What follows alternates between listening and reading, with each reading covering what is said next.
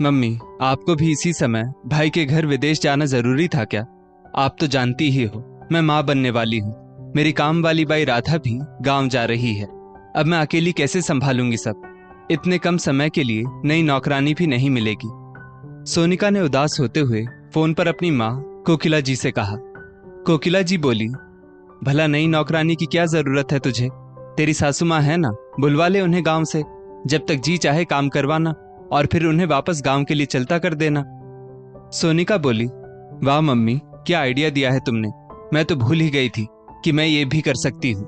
मेरे सास ससुर तो वैसे भी दादा दादी बनने की खुशी में पागल हुए जा रहे हैं। एक फोन करते ही आ जाएंगे दोनों। मगर मुझे डर है, पिछली बार जो हुआ, कहीं उस बात को लेकर वो लोग अब तक नाराज ना हो। कोकिला जी बोली, बेटा, तुम्हारे सास ससुर तो बहुत सीधे लोग हैं। मुझे नहीं लगता कि वे लोग अब तक उस बात का बुरा मानकर बैठे होंगे। रात को जैसे ही सोनिका का पति मेहुल घर आया, सोनिका उदास सा चेहरा लेकर बोली, मेहुल, बच्चे की डिलीवरी का समय नजदीक आ रहा है। ऐसे में मुझे देखभाल की सख्त आवश्यकता है। अगर तुम गांव से तुम्हारे मम्मी पापा को बुलवा लेते तो अच्छा होता। मेहुल बोला, सोनिका, मैं अभी फोन करता हूं उन्हें, तुम बिल्कुल फिक्र मत करो। बेटे मेहुल का फोन आते ही आलोक जी खुशी से अपनी पत्नी सुधा जी से बोले, अरे भाग्यवान, तुम्हारे बेटे का फोन आया था। वो हमें शहर बुला रहा है और कह रहा था कि सोनिका के ऐसे समय में आप लोग भी हमारे साथ रहोगे तो हमें अच्छा लगेगा। सुधा जी भी ये सुनकर खुश तो हो गई, मगर उन्हें पिछली बार की सारी बातें याद आ गई। पिछली बार जब आलोक जी और सुधा जी बेटे बहू के पास रहने शहर गए थे, तब सोनिका ने बिजी होने का नाटक कर सारा घर और रसोई का काम सुधा जी के कंधों पर डाल दिया था। सुधा जी बेटे बहू के घर की नौकरानी बनकर रह गई थी।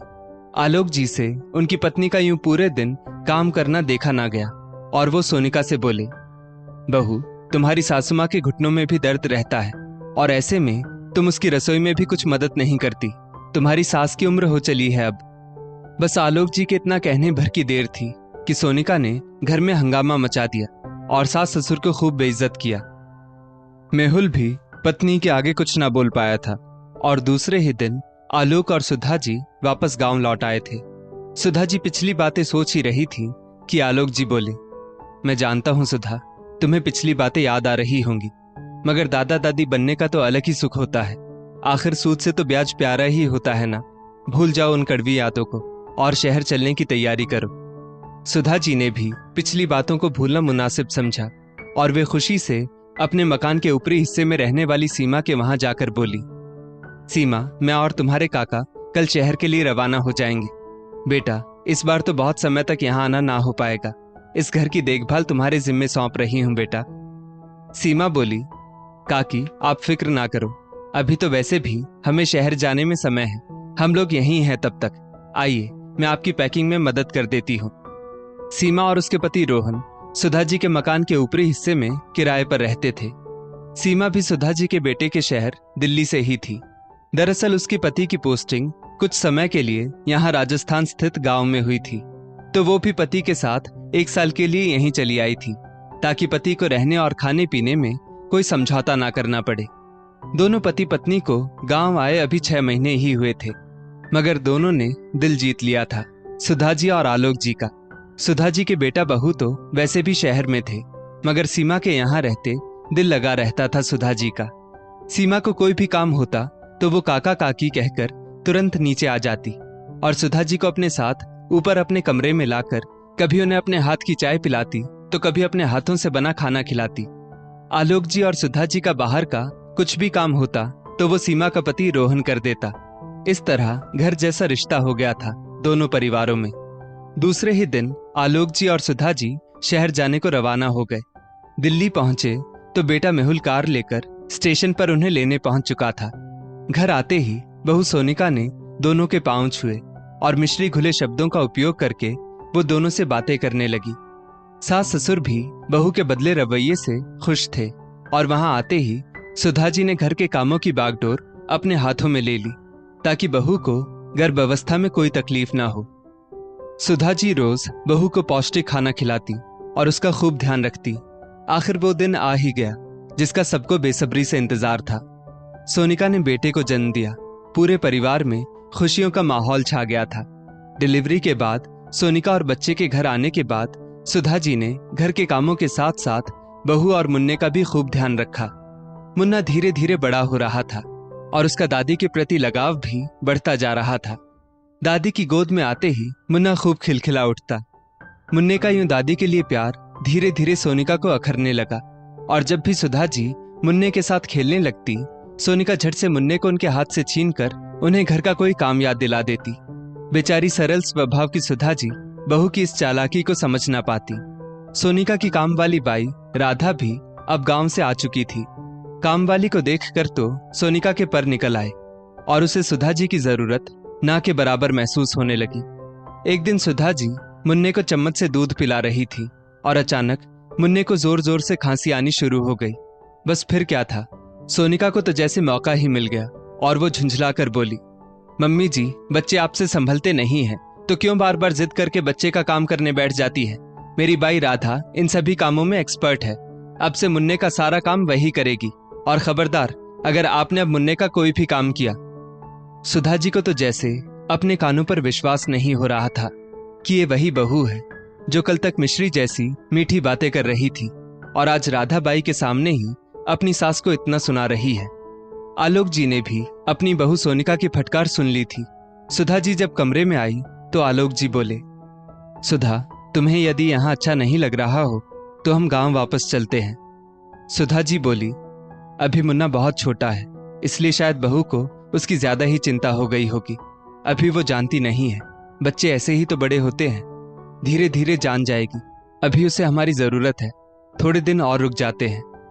आलोक जी बोले, जैसा तुम कहो सुधा। एक दिन मेहुल और सोनिका बच्चे को राधाबाई के भरोसे छोड़ सुधा जी और आलोक जी को बिना बताए बाहर चले गए। सुधा जी रसोई से बाहर आई तो देखा बालकनी का दरवाजा खुला हुआ था और मुन्ना खेलते खेलते बालकनी में जा पहुंचा है जहां से वो नीचे गिर सकता था। सुधा जी दौड़कर आई और उन्होंने मुन्ने को झट से वहां से उठा लिया और उसे उठाकर वापस आते समय वो गिर पड़ी और उनके हाथ में मुन्ना भी था। राधा ने जब ये दृश्य देखा तो बोली, माँ जी, आपको मुन्ने को हाथ लगाने किसने कहा था? मालकिन ने जब आपको मना करके रखा है तो क्यों मुन्ने को उठाती है? देखा, गिरा दिया ना मुन्ने को। सुधा जी बोली, तू तो मुन्ने को ऐसे ही अकेला छोड़कर पता नहीं कहां चली गई थी। ऊपर से बालकनी का दरवाजा भी खुला छोड़ गई थी। मैं मुन्ने को जल्दबाजी में वहां से बचा कर लाई, जिस वजह से मैं गिर गई। राधा बोली, वाह जी वाह, उल्टा चोर कोतवाल को डांटे। आने दीजिए मेम साहब को आज, फिर उन्हें बताती हूँ आप कैसे मुन्ने को लेकर गिर गई। इतने में डोरबेल बज उठी। राधा ने दरवाजा खोला तो सामने सोनिका और मेहुल खड़े थे। सोनिका के आते ही राधा ने ड्रामा शुरू कर दिया। अच्छा हुआ मेम साहब आप आ गई। ये देखिए, आपके मना करने के बावजूद भी आपकी सासू माँ मुन्ने को बेवजह कभी भी उठा लेती है और फिर उसे लेकर गिर भी जाती है। सुधा जी बोली, राधा झूठ कह रही है सोनिका। सोनिका सुधा जी की बात काटते हुए बोली, मुझे कुछ नहीं सुनना मम्मी जी, मैं जानती हूँ गलती आपकी ही होगी। राधाबाई पर मुझे पूरा भरोसा है मगर आप पर नहीं। आप यहाँ थोड़े दिन अगर और रही तो शायद मेरे मुन्ने को मार ही डालेंगी। बेहतर होगा अभी के अभी अपना सामान पैक कीजिए और आप लोग गांव चले जाइए। मेहुल भी बोला, हाँ मम्मी, यही बेहतर होगा। मैं भूल चुका था कि आप लोगों की उम्र हो चुकी है और इस उम्र में आप लोगों का गांव में रहना ही बेहतर है, क्योंकि यहाँ आप कुछ ना कुछ गड़बड़ करती रहती हो और मैं नहीं चाहता आपकी वजह से मेरे मुन्ने को कोई भी तकलीफ हो। सुधा जी तो बुत बनी सब सुनती रह गई। उन्हें तो जैसे अपने कानों पर विश्वास ही नहीं हो रहा था कि ये वही बेटा बहू है जो हमसे काम निकल जाने के बाद अब इस तरह से पेश आ रहे हैं। उनकी आंखों से झरझर आंसू बहने लगे। आलोक जी ने आकर एक तमाचा मेहुल के गाल पर जड़ दिया और बोले, मेहुल और सोनिका, तुम दोनों की हिम्मत कैसे हुई सुधा से इस तरह बात करने की? तुम्हारा बाप अभी जिंदा है, हमें भी नहीं रहना तुम दोनों के साथ। इस मतलबी दुनिया में बेटा बहू भी सिर्फ मतलब के लिए याद करते हैं, ये मैं नहीं जानता था मगर आज जान गया हूँ और आइंदा हम तुम लोगों के यहाँ कभी वापस नहीं आएंगे। सोनिका पति को चांटा पड़ने पर झल्लाकर बोली, पापा, आपकी हिम्मत कैसे हुई मेरे पति पर हाथ उठाने की? अब वे कोई छोटे बच्चे नहीं हैं जो आप जब चाहें उन्हें तमाचा मार दो। एक बेटे के पिता हैं वो भी, और अब आपका इन पर कोई हक नहीं। आलोक जी बोले, तुम दोनों उस माँ को कुछ भी सुना सकते हो जो माँ दिन रात तुम्हारी और तुम्हारे बच्चे की सेवा में लगी थी। तुम लोग अपनी हद से बाहर नहीं जाते तो मैं भी आज अपनी हद पार ना करता। मेहुल, तुम लोगों की ये राधा बाई बालकनी का दरवाजा खुला रख ना जाने कहाँ गायब हो गई थी। मुन्ना खेलते खेलते बालकनी में जा पहुंचा था। वो तो अच्छा हुआ कि सुधा ने देख लिया और उसने मुन्ने को बचा लिया, वरना आज मुन्ना हमारे बीच ना होता। मगर तुम लोगों को अपनी राधा बाई पर ज्यादा विश्वास है, तुम्हारी माँ पर नहीं। सुधा, हमारा सामान पैक करो और जाने की तैयारी करो इस घर से। सोनिका और मेहुल मूक बनकर सब देखते रहे। सुधा जी और आलोक जी गांव जाने के लिए अपना सामान पैक करने लगे। बेटे बहू ने उन्हें रोकने तक की जहमत ना उठाई। जब आलोक जी और सुधा जी गांव पहुंचे तो उनकी किराएदार सीमा उन्हें देखकर हैरान हो गई, क्योंकि जो लोग लगभग 1 साल का बोलकर गए थे वे लोग इतनी जल्दी गांव वापस आ चुके थे। दोनों के चेहरे से उदासीनता साफ झलक रही थी। सीमा ने उन्हें अपने हाथों का बना गर्मा गर्म खाना खिलाया। कुछ देर बाद सुधा जी फपक फपक कर रो पड़ी और अपने साथ हुआ सारा हादसा उन्होंने सीमा को बता दिया। सीमा को यह सब सुनकर उनके बेटे बहू पर बहुत गुस्सा आया और वो बोली, काका काकी, आप लोग बिल्कुल फिक्र मत करो, हम लोग हैं आपके साथ। दिन महीने गुजरते चले गए, मगर वहां से कभी बेटे बहू ने माता पिता की फोन करके खबर तक ना ली। यहाँ सीमा और उसके पति के भी शहर जाने के दिन नजदीक आ गए थे। सुधा जी को भी बेटे बहू की कभी याद ना आई, मगर सीमा वापस चली जाएगी ये सोचकर वे दुखी हो रही थी। एक रात आलोक जी को अचानक दिल का दौरा पड़ा और अकस्मात उनकी मृत्यु हो गई। ऐसे समय में सीमा और रोहन ने ही सुधा जी को संभाला। आलोक जी जब जिंदा थे तब कहा करते थे, ऐसे बेटे से मेरा कोई वास्ता नहीं सुधा, जिसके लिए हमने अपना सब कुछ न्योछावर कर दिया। उसने हमें उसके घर से बेइज्जत करके निकाला। सुधा, कभी मैं मर भी गया तो मेरी चिता को आग रोहन से दिलवाना, मेहुल से नहीं। बस इसी वजह से शहर में उनके बेटे बहू को खबर नहीं की गई और सब कुछ उनके किराएदार रोहन और सीमा से करवाया गया। सुधा जी अब अकेली रह गई थी। रोहन और सीमा ने मिलकर सुधा जी को संभाला और अपने साथ शहर ले जाने का निर्णय किया। सीमा सुधा जी को मां की भांति प्यार करती थी, इसलिए सुधा जी मना नहीं कर पाई। सुधा जी सीमा और रोहन के साथ उसी शहर दिल्ली में आई थी जहां उनका बेटा बहू रहते थे। सारी स्मृतियां एक बार फिर सुधा जी की आंखों के आगे आ गई। सीमा के पापा की यहाँ अचार बनाने की फैक्ट्री थी। सुधा जी को जब ये बात पता चली तो उन्होंने सीमा से कहा, सीमा, तुम मुझे घर में भी कुछ काम नहीं करने देती, मैं पूरा दिन बोर होती हूँ। तुम्हारे पापा की फैक्ट्री में मुझे भी अचार बनाने का काम दिलवा दो।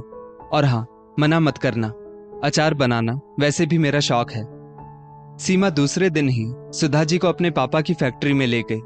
सुधा जी ने जब अपने हाथों से बना अचार सभी को टेस्ट करवाया तो सभी को अचार इतना पसंद आया कि सीमा के पापा मनोहर जी ने सुधा जी को ही सभी कारीगरों से अचार बनवाने का जिम्मा सौंप दिया और इस तरह सुधा जी उस फैक्ट्री की प्रमुख कर्ता बन गई। सीमा के पापा मनोहर जी हर महीने सुधा जी को अच्छा खासा वेतन देते, जिसके लिए सुधा जी मना भी करती, मगर मनोहर जी कहते कि इस पर आपका हक है, मना मत करिए। इस तरह सुधा जी अच्छा खासा कमाने भी लगी थी और वो सारे पैसे बैंक में जमा करने लगी थी। मनोहर जी ने अचार के डिब्बों पर सुधा जी की एक फोटो लगवा दी और उन डिब्बों को नाम दे दिया सुधा अचार। एक दिन जब सोनिका बाजार से सामान ले रही थी तो उसे अपनी सास की फोटो और नाम वाला अचार दिखा, तो वो उस डिब्बे को खरीद कर ले आई और मेहुल को दिखाकर बोली, ये देखो मेहुल, डिब्बे के पीछे यहाँ दिल्ली का ही एड्रेस भी दिया है। तुम्हारे मम्मी पापा इतने महीनों से यहाँ हैं और अच्छा खासा कमा रहे हैं, मगर हमें खबर तक ना दी। चलो मेहुल, इस पते पर चलते हैं। वैसे भी मुन्ने के दिल में छेद है और ऑपरेशन के लिए डॉक्टर ने ढेर सारे रुपए भी तो मांगे हैं। हम उनके पैरों में गिर जाएंगे ताकि वे हमें पैसे देने को तैयार हो जाएं। दूसरे ही दिन दोनों उस फैक्ट्री में पहुंच गए। फैक्ट्री में सबसे पहले उनकी मुलाकात सीमा से हुई। सीमा को जैसे ही पता चला ये दोनों सुधा जी के बेटा बहू हैं तो सीमा भड़क कर बोली, मेहुल, शायद तुम जानते नहीं, तुम्हारे पिताजी का स्वर्गवास हो गया है और तुम्हारी माँ को मैं ही यहाँ शहर लेकर आई हूँ। तुम जैसे बेटा बहू अगर घर में ही हो तो इंसान को दुश्मन की क्या जरूरत। इतने में अंदर से सुधा जी आई। सुधा जी को देखते ही दोनों बेटा बहू उनके पैरों में गिर गए और सोनिका रोते हुए बोली, माँ जी, हमें पिताजी की मृत्यु का बेहद अफसोस है। अब देखिए ना, आपके पोते के दिल में छेद है।